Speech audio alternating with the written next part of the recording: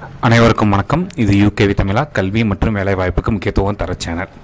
நம்ம சேனலோட முக்கியமான ஒரு சாராம்சமே வந்து பார்த்திங்கன்னா ஸ்காலர்ஷிப் சம்மந்தப்பட்ட தகவல்கள் தான். ஸோ நம்ம சேனல் மூலமாக ஏற்கனவே நிறைய மாணவர்கள் வந்து பார்த்திங்கன்னா ஸ்காலர்ஷிப் வாங்கி பயனடைஞ்சிருக்கிறாங்க. அதேமாதிரி ஸ்காலர்ஷிப் சம்மந்தப்பட்ட கண்டினியூஸான இன்ஃபர்மேஷன்ஸ் வந்து நம்ம வந்து பார்த்தோம்னா நம்ம சேனல் மூலமாக கொடுத்துக்கிட்டு வரோம். அந்த வரிசையில் இன்றைக்கி வந்து நம்ம ஒரு வகையான ஸ்காலர்ஷிப் தான் பார்க்க போகிறோம். ஆனால் நேரடியாக அது வந்து பார்த்திங்கன்னா அரசாங்கம் சார்பாகவோ இல்லைன்னா வந்து பார்த்திங்கன்னா நிறுவனங்கள் சார்பாகவோ தரப்படவில்லை. அதுக்கு பதிலாக நம்ம வந்து எது மூலமாக அவங்க தர்றாங்கன்னு பார்த்திங்கன்னா இந்த நலவாரியங்கள் மூலமாக வந்து ஸ்காலர்ஷிப் தர்றாங்க.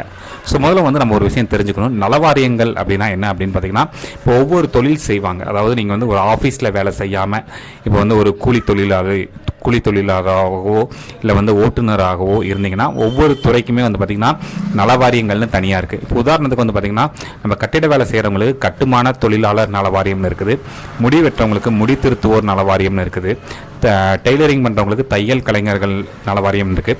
கிட்டத்தட்ட இது மாதிரி வந்து ஒரு 20லேருந்து 25 நலவாரியங்கள் வரைக்கும் இருக்குது. ஸோ இந்த நலவாரியங்களில் உறுப்பினர்களாக இருக்கக்கூடிய உறுப்பினர்களோட குழந்தைங்களுக்கு வந்து பார்த்திங்கன்னா நிறைய கல்வி உதவி தொகைகள் இருக்குது. ஆனால் அதை பற்றின அவேர்னஸ் யாருக்குமே இல்லை. ஸோ அந்த அவேர்னஸை க்ரியேட் பண்ணுறதுக்காக தான் நம்ம வந்து இன்றைக்கி என்ன பண்ணியிருக்கோம் அப்படின்னு பார்த்திங்கன்னா இந்த வீடியோ போட்டிருக்கோம். ஸோ ஆல்ரெடி நம்ம மூலமாக நிறையா ஸ்டூடெண்ட்ஸ் வந்து பார்த்திங்கன்னா ஸ்காலர்ஷிப் வாங்கிட்டு இருக்கிறாங்க. ஸோ இதுவுமே ஒரு வீடியோ உங்களுக்கு வந்து பார்த்திங்கன்னா கண்டிப்பாக உபயோகமாக இருக்க போகுது. ஸோ நலவாரி உறுப்பினர்கள் பொறுத்த வரைக்கும் நம்மளுக்கு வந்து எல்லா வாரியங்களையும் வந்து ஒரு 3 கேட்டகரைஸ் பண்ணுறாங்க. என்ன கேட்டகரைஸ் பண்ணுறாங்கன்னு பார்த்திங்கன்னா, ஒன்று வந்து பார்த்திங்கன்னா கட்டுமான தொழிலாளர்கள். ஸோ கட்டுமான தொழிலாளர்களுக்கு தனியாக ஒரு கேட்டகரி வச்சுக்கிறாங்க. அதுபோக அமைப்பு சாரா நலவாரியம், தொழிலாளர்கள் நலவாரியம்னு சொல்லி ஒன்று வச்சுருக்காங்க. அதுபோக ஓட்டுநர் நலவாரியம்னு ஒன்று சொல்லி வச்சுருக்காங்க.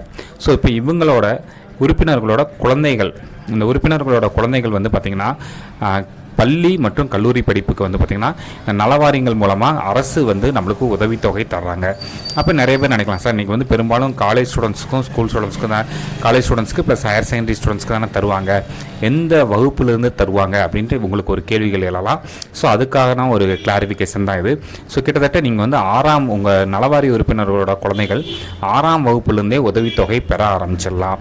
ஸோ உங்களோட அதாவது இப்போ நான் இதை பார்த்துக்கிட்டு இருக்க நலவாரிய உறுப்பினர்கள், இப்போ உங்கள் பையனோ பொண்ணோ, அது வந்து கவர்மெண்ட் ஸ்கூல்லையும் இருக்கலாம், இல்லைன்னா ப்ரைவேட் ஸ்கூல்லையும் இருக்கலாம்.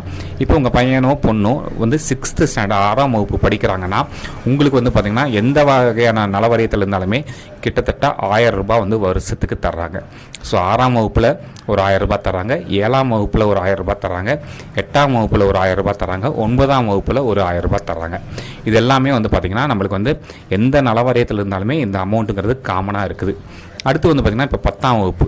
ஸோ 10ஆம் வகுப்பில் வந்து இப்போ உள்ளுக்க கிளாஸ்க்குள்ளே போயிருக்கீங்க, 10ஆம் வகுப்பு இப்போ தான் சேர்ந்துருக்கோம் அப்படின்னு பார்த்திங்கன்னா அதில் வந்து மாணவிகளுக்கு மட்டும், பெண்களுக்கு மட்டும் என்ன பண்ணுறாங்க அப்படின்னு பார்த்திங்கன்னா நலவாரியங்கள் மூலமாக வந்து அமௌண்ட் தர்றாங்க.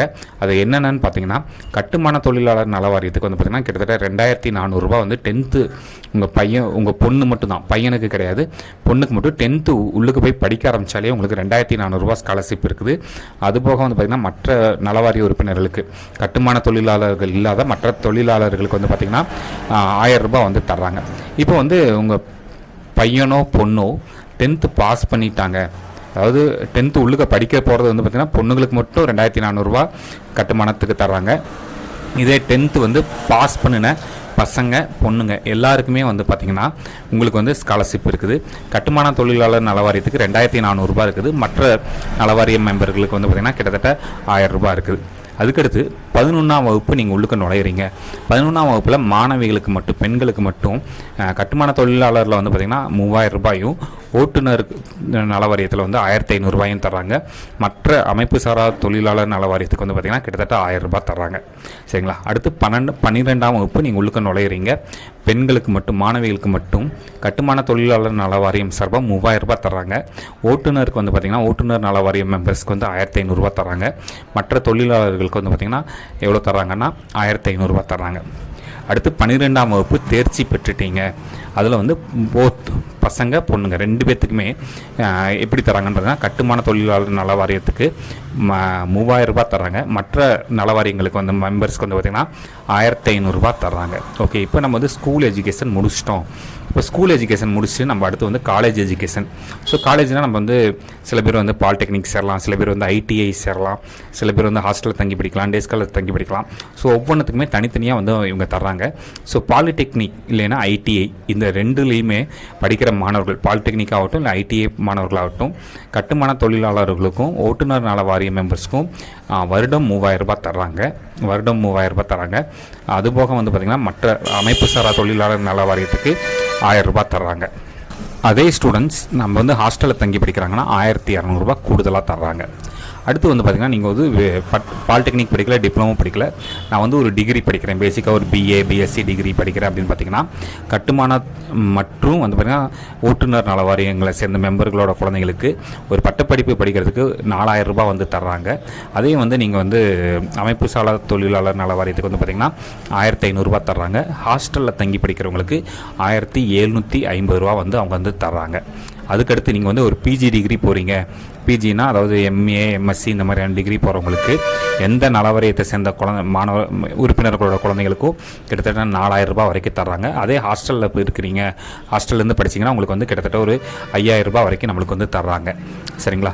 இல்லை நான் வந்து டெக்னிக்கல் ஸ்டடீஸ் அதாவது ப்ரொஃபஷனல் கோர்சஸ்ன்னு சொல்லுவாங்க, எம்பிபிஎஸ் இன்ஜினியரிங் இந்த மாதிரியான கோர்சஸ் படிக்க போகிறவங்களுக்கு வந்து பார்த்திங்கன்னா இவங்க வந்து எந்த உறுப்பினர்களாக இருந்தாலும் சரி, எந்த வாரியத்தோட உறுப்பினர்களாக இருந்தாலும் சரி கிட்டத்தட்ட 4000 ரூபாய் தர்றாங்க. அதே உறுப்பினர்களோட குழந்தைங்களுக்கு வந்து பார்த்திங்கன்னா 6000 ரூபாய் ஹாஸ்டலில் தங்கி படித்தா வந்து நம்மளுக்கு தர்றாங்க. இதே வந்து நீங்கள் ஒரு பிஜி டிகிரி படிக்கிறீங்கன்னா உங்களுக்கு வந்து டே ஸ்காலருக்கு 6000 ரூபாயும், ஹாஸ்டல் ஸ்டூடெண்ட்ஸ்க்கு வந்து பார்த்திங்கன்னா கிட்டத்தட்ட 8000 ரூபாய் வரைக்கும் நம்மளுக்கு தர்றாங்க. இது போக நலவாரிய உறுப்பினர்களுக்கு வந்து பார்த்திங்கன்னா திருமணம் உதவி தர்றாங்க, மகப்பேறு உதவி தர்றாங்க. நீங்கள் வேலை பணி இடத்துல வந்து இறந்துட்டீங்க அப்படின்னு பார்த்திங்கன்னா அதுக்கு தனியாக நம்மளுக்கு வந்து பார்த்திங்கன்னா இழப்பீடு இருக்குது, ஓய்வூதியம் தர்றாங்க, குடும்ப ஓய்வூதியம், இது மாதிரி நிறையா விஷயங்கள் இருக்குது. யாருக்குன்னு பார்த்திங்கன்னா இந்த நலவாரிய உறுப்பினர்களுக்கு. ஸோ இது வந்து பார்த்திங்கன்னா இந்த நலவாரிய உறுப்பினர்கள்ங்கிறது வந்து பார்த்திங்கன்னா 2 இடங்கள்லையுமே அப்ளிகபிள் ஆகும். அதாவது நகரம் மற்றும் கிராமப்புறங்கள் இந்த 2லையுமே நலவாரிய உறுப்பினர்களாக இருக்கிறவங்களுக்கு இது அப்ளிகபிளாக இருக்கும். மற்றும் இன்னொரு விஷயம் கேட்டுக்கிறோம், இப்போ இது வரைக்கும் நீங்கள் வேலை பார்த்துட்டு இருக்கீங்க, ஆனால் நான் நலவாரியத்தில் பதிவு பண்ணிக்கலைன்னா ஒவ்வொரு மாவட்டத்திலையுமே நலவாரியத்துக்குன்னு சொல்லி தனியாக அலுவலகம் இருக்குது. அது வந்து மாவட்ட தலைமை அலுவலகமாக இருக்கும். அங்கே போய் நீங்கள் ரெஜிஸ்டர் பண்ணிக்கலாம். அப்படி அங்கே போக முடியாதவங்களுக்கு வந்து பார்த்திங்கன்னா உங்கள் பக்கத்தில் ஏதாவது இ சேவை மையங்கள் இருக்கும். அந்த இ சேவை மையங்கள் மூலமாக நீங்கள் போய் நீங்கள் முதல்ல நலவாரியத்தில் வந்து பதிவு பண்ணிக்கோங்க. அதாவது அமைப்பு சாரா தொழிலாளர்களாக ஒர்க் பண்ணுற பட்சத்தில் அந்த ஆஃபீஸில் போகிறவங்களுக்கு இந்த நலவாரியம் வந்து வராது. ஏதாவது தொழிலாளர்கள் உடல் உழைப்பு மூலமாக உழைக்கின்ற தொழிலாளர்களுக்கு வந்து பார்த்திங்கன்னா நலவாரியத்தில் பதிவு பண்ணிக்கோங்க. அது மூலமாக நம்மளுக்கு கிடைக்கிற சலுகைகளும் உங்கள் குழந்தைகளுக்கு வந்து நலத்திட்டங்களும் நிறையா இருக்குது. இதை சரியான முறையில் பயன்படுத்தி உதவித்தொகை பெற்றுக்கோங்க. ஏன்னா நிறைய பேர் இன்றைக்கி வந்து தமிழகத்தில் வந்து பார்த்திங்கன்னா அதாவது கல்லூரி படிப்பை தொடர முடியாமல் இருக்கிறாங்க. காரணம் பார்த்தோம்னா ஃபினான்சியலாக எங்களுக்கு ப்ராப்ளம் இருக்குது சார், என்னால் ஃபீஸ் கட்ட முடியல அப்படின்னு சொல்லி நிறைய மாணவர்கள் நம்மக்கிட்ட உதவி கேட்டுக்கிட்டு வர்றாங்க. பட் நம்மளால் எல்லாருக்குமே ஹெல்ப் பண்ண முடியல, அவ்வளோ ஃபினான்சியல் நம்ம ஸ்ட்ராங் கிடையாது. But at the same time வந்து பார்த்திங்கன்னா இந்த மாதிரியான நலத்திட்டங்கள் மற்றும் உதவித்தொகைகள் மூலமாக நலத்திட்டங்கள் மற்றும் கல்வி உதவித்தொகைகள் மூலமாக இங்கே தமிழ்நாட்டில் இருக்க அனைத்து மாணவ மாணவிகளுமே குறைஞ்சபட்சம் ஒரு பட்டப்படிப்பாச்சு படிக்கணும் அப்படின்னு சொல்லி நம்ம கேட்டுக்கொள்கிறோம். மற்றும் உங்களுக்கு தொடர்ச்சியாக ஸ்காலர்ஷிப் சம்மந்தப்பட்ட தகவல்கள் வேணுங்கிறவங்க யூகேவி தமிழா அப்படிங்கிற இந்த யூடியூப் சேனலை வந்து சப்ஸ்கிரைப் பண்ணுங்கள்.